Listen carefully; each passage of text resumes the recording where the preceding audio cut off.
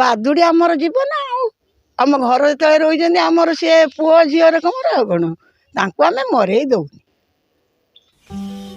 ଗଛ ଡାଳରେ ଝୁଲି ରହିଛନ୍ତି ହଜାର ହଜାର ବାଦୁଡ଼ି।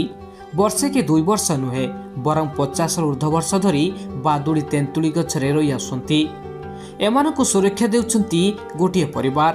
ବାଲେଶ୍ୱର ଜିଲ୍ଲା ଖଇରା ବ୍ଲକ ସାଡାଙ୍ଗ ଗ୍ରାମର ହରେକୃଷ୍ଣ ଦାସଙ୍କ ପୁତ୍ର ଶରତ କୁମାର ଦାସ। ଶରତଙ୍କ ବାଡ଼ିରେ ଥିବା ବିଭିନ୍ନ ଗଛରେ ହଜାର ହଜାର ବାଦୁଡ଼ି ରହି ଆସୁଛନ୍ତି। ସକାଳ ଓ ସନ୍ଧ୍ୟାରେ ଚିଁ ଚିଁ ଶବ୍ଦରେ କମ୍ପି ଉଠୁଛି ଗାଁ ପରିବେଶ।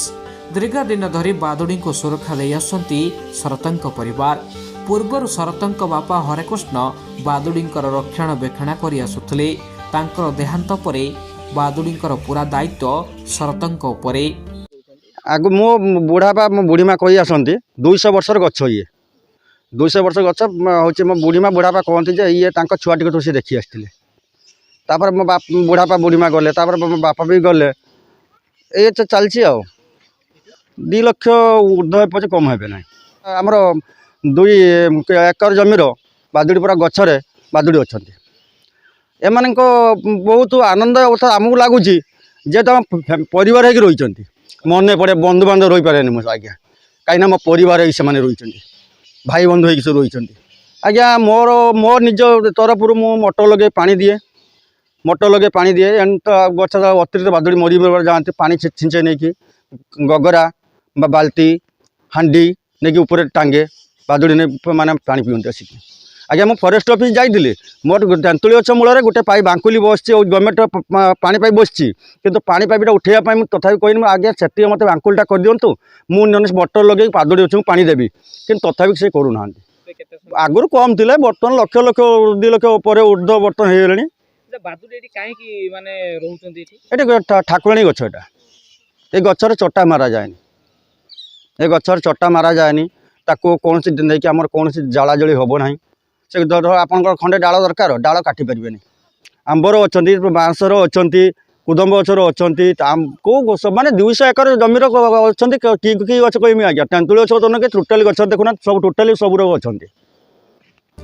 ଶରତଙ୍କ ବାଡ଼ିରେ 2ଟି ତେନ୍ତୁଳି ଗଛରେ ହଜାର ହଜାର ବାଦୁଡ଼ି ରହି ଆସୁଥିଲେ। ଝଡ଼ ତୋଫାନରେ ଗୋଟିଏ ଗଛ ଉପୁଡ଼ି ପଡ଼ିବା ପରେ ଏବେ ଆମ୍ବ ଗଛ, ବାଉଁଶ ଗଛ ଆଦି ବିଭିନ୍ନ ଗଛରେ ସାହାରା ନେଇଛନ୍ତି ବାଦୁଡ଼ିମାନେ। ବହୁ ବର୍ଷ ଧରି ଶରତଙ୍କ ବାଡ଼ିରେ ବାଦୁଡ଼ି ରହି ଆସୁଥିବା ବେଳେ ଦିନକୁ ଦିନ ସଂଖ୍ୟା ବୃଦ୍ଧି ପାଉଛି। ବାଦୁଡ଼ିମାନଙ୍କୁ ଧରିବା ପାଇଁ ଶିକାରୀମାନେ ଜାଲ ବସାଇଥିବା ବେଳେ ଶରତ ଜାଲଗୁଡ଼ିକୁ କାଟିଦେବା ସହ ଥାନାରେ ମଧ୍ୟ ଅଭିଯୋଗ କରିଥାନ୍ତି। ବାଡ଼ିରେ ଯୋଉ ଅଛନ୍ତି ବାଦୁଡ଼ି କେତେ ବର୍ଷ ହେଲା ରହି ଆସିଲେ? 200 ପରେ ଆମେ ଦେଖୁଛୁ। ଆମ ଗୁସୁମା ଗୁସାପ ତାଙ୍କ ଅମ୍ବୁଳରୁ ସିଏ କୁହନ୍ତି ଯେ ଏଠି ଆମର 2ଟା ତେନ୍ତୁଳି ଗଛ ଅଛି, ତାଙ୍କ ଦେହର ବାଦୁଡ଼ି ସବୁବେଳେ ରହିଛି। ଆଉ ତମେ ତାଙ୍କୁ ମାରିବନି, ପିଟିବନି କି କାହାରିକି କହିବନି। ତେନ୍ତୁଳି ଗଛ 2ଟା ଥିଲା, ସେଥିରେ ରହିଥିଲେ। ଏଇ ତ ଗୋଟେ ଉପୁଡ଼ି ପଡ଼ିଲା, ତା ମୂଳରେ ମାଟି ନାହିଁ, ଆଉ କ'ଣ କରିମୁ? ଏଇ ବାଡ଼ି ଘର ସବୁ ଖେଳିକି ରହିଛନ୍ତି, କାହାରି ଘରକୁ ଯାଉନାହାନ୍ତି।